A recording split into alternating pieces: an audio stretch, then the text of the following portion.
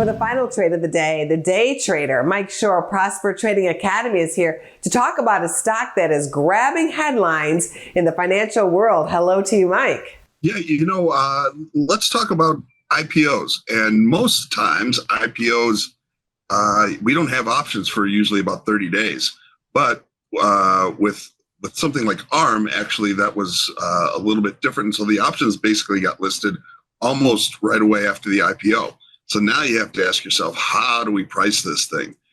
Because, it's an IPO. We know that there are early investors that are going to be selling. There are people that want to get in on the action that are buying. How do we do that? And really the only way that we can do this, and now that we have a couple of days under our belt of this thing, is we can look at things just purely from a statistical standpoint, because all the fundamental stuff and all the people who, own this thing from a penny and get to sell it out at, $60, and everybody else who wants to buy in, they've kind of done that. The analysts have looked at this, and we have an idea here. So in general, and this is going to be, this is going to be one of those names that, I think people will get excited about. It's at a price point where people like trading this. It's not a penny stock. It's not an NVIDIA that's $450 or whatever.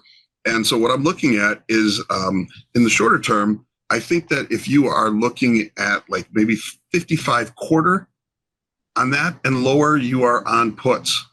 And then you have a little bit of a transition. And then actually, if we get above 58, that's call time. And then on a day like, let's just look at Tuesday, we know that basically the range is going to be defined by basically $54 up to $56.40.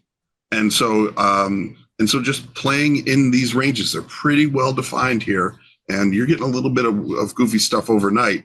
But as it stands right now, that thing is still in a pretty solid bearish. We're seeing a little bit of over exuberance. I think the 69 was the high print after the IPO. People, you want in, you got in. Now it's $13 cheaper.